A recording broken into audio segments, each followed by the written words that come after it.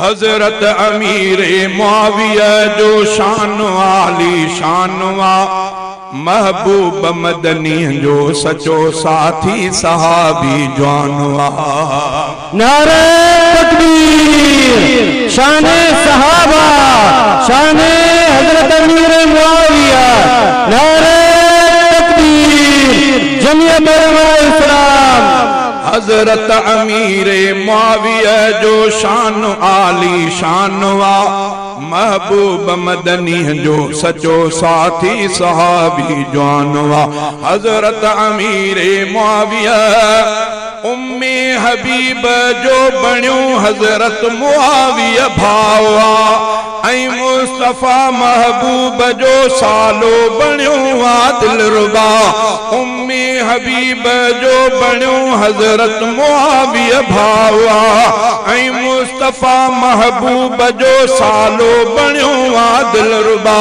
مامو بنیوں سو مومنن مامو بنیوں سو مومنن جو محترم انسان وا محبوب مدنی جو سچو ساتھی صحابی جوان وا حضرت امیر معاویہ جو شان عالی شان وا محبوب مدنی جو سچو ساتھی صحابی جوان وا حضرت امیر معاویہ ہنکے مٹھا ہادی اے مہدی تو بنا جو یا خدا حضرت معاویہ لائے عرب یہی بھری آئے دعا ہنکے مٹھا ہادی اے مہدی تو بنا جو یا خدا حضرت معاویہ لائے عرب یہی بھری آئے دعا سائی دعا مقبول تھی سائی دعا مقبول تھی راضی تھیو رحمان وا محبوب مدنی جو سچو ساتھی بنیو محبوب مدنی جو سچو ساتھی صحابی جوان وا حضرت امیر معاویہ عادل امی صادق سخی تقوی جو پن پہ کر ہویو ایں رازدان نرمل نبی جو دل ربا دل پر ہویو عادل امی صادق سخی تقوی جو پن پہ کر ہویو ایں رازدان نرمل نبی جو دل ربا دل پر ہویو کاتب وحی جو سو بنیو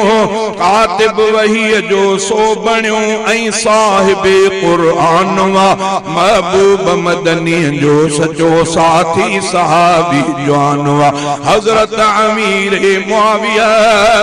سیاسی بصیرت میں اتم زیرک سیاست دان ہو جنگ لاجے سمری سفینہ ٹھاہیا سائنس دان ہو سیاسی بصیرت میں اتم زیرک سیاست دان ہو جنگ لاجے سمری سفینہ ٹھاہیا سائنس دان ہو اسلام جو ہیرو بنیو اسلام جو ہیرو بنیو سوئی سچو سلطان وا محبوب مدنی جو سچو ساتھی صحابی جوان وا حضرت امیر معاویہ سب کھان وڈی اسلام جی جے سلطنت قائم کئی کفران جی مستی مگی جے خاک میں آزم کئی سب کھان وڈی اسلام جی جے سلطنت قائم کئی کفران جی مستی مگی جے خاک میں آزم کئی اج بھی سندس نالو بدھی اج بھی سندس نالو بدھی ویندو ڈکی کفران محبوب مدنی جو سچو ساتھی صحابی جوان وا حضرت امیر معاویہ جو شان عالی شان وا محبوب مدنی جو سچو ساتھی صحابی جوان وا حضرت امیر معاویہ کوئی منی بھل نہ منی ان جی فضیلت آیا گھوری گھوری گنیا عبدالعہد حضرت मुआविया ता थिया कोई मने भल न मने उन जी फजीलत आया घोरी गुना अब्दुल अहद हजरत मुआविया ता थिया घोरी गुना अब्दुल अहद हजरत मुआविया ता थिया सोवा सहाबी जन्नती सोवा सहाबी जन्नती मुंजो पको ईमान वा सोवा सहाबी जन्नती मुंजो पको ईमान वा